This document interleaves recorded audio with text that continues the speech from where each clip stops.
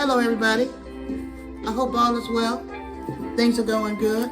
Look, we're going to jump right into it. We're still talking about relationships. Ladies, respect is mutually earned and given. Okay? Listen, I asked you ladies not to call your man a bitch, being so disrespectful. Well, on the good and positive side, do not allow him to call you a bitch either. Respect is mutual. I don't care in what context you use it or how sweet your tone. That will never be a term of endearment. It is disrespectful, flat out, straight up, no chaser.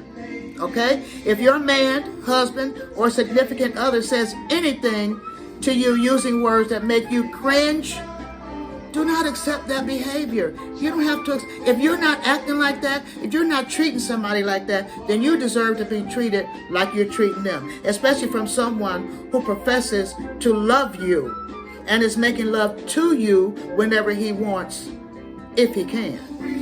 Really, I'm saying, I mean, you know, sometimes, you know, we have our monthly cycles and he can't. That's what I mean by if he can't. I don't mean, you know, something else. Okay?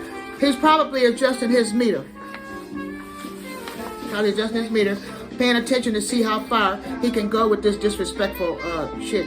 So if it makes you uncomfortable the first time, just imagine what the next time will look like, because it will probably have witnesses. Speak up for yourself. This is your relationship. You're in it too. You have to protect yourself, your feelings and emotions, your dignity, integrity, physicality, and respect are all on the line. These are qualities that we all should have already going into a relationship. Men, women, LGBTQ, or whatever category you place yourself in. If you are a human being, you should be displaying and expecting this kind of behavior. I heard a man say once, he was tired of his wife nagging him all the time about what he didn't do.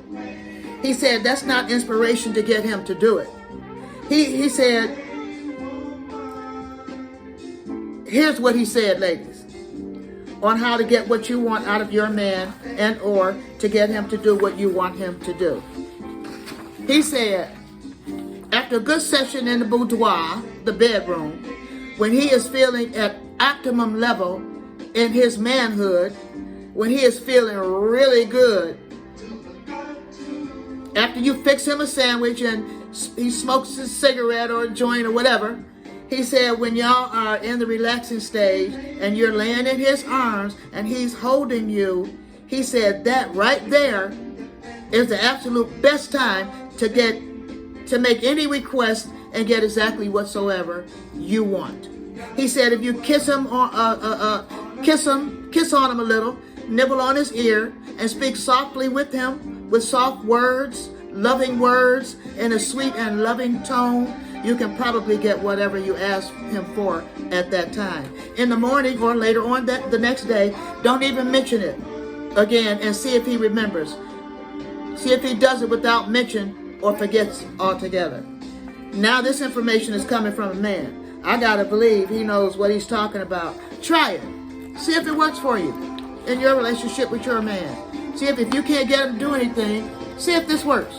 Try this method. Came from a man, ladies. Really. The best apology and or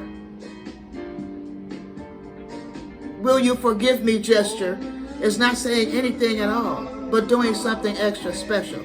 Something the two of you don't do all the time, and certainly not every day. So if he's sitting in his chair and you can get behind him, simply massage his shoulders, his neck and his back. You don't have to talk, don't have to say one word. If it's something that he needs or it just feels good, he usually won't ask you to stop. Fix a good cup of his favorite hot beverage and take it to him without saying a word and without asking him or alluding to. If he is laying on the sofa, lift his feet up, sit in that spot, place his feet on your lap and proceed to massage his feet or tickle them. It's up to you. If his feet are dirty and smelly, bring a washcloth and a pan or a bucket of water and clean them before you massage them. You wash them down. That way you know they're clean. Get him some good cologne, smelling lotion, You know, men's cologne, of course. After you have gently scrubbed them, his feet, if needed, and then rub them down. Make them smell good. He will probably be asleep before you finish. Then you know it works real well. Then you know. Just a little pampering. You don't always have to express yourself with words. Words, sometimes usually stir up wrath if the tone is neither pleasant nor positive. All I'm saying is, you can still get more with sugar and honey than you ever could with that fly-swarming, stinky stuff. You know what I mean. You are not misleading your man, husband, partner, or significant other. It is a form of compromise along with kindness for the one you love. It's always better to be in agreement and to get along than to be in opposition, which leads to dissension and discord. You know, we all have to give up something at some point in time. Relationships are give and take for all parties concerned. Y'all ain't no exception.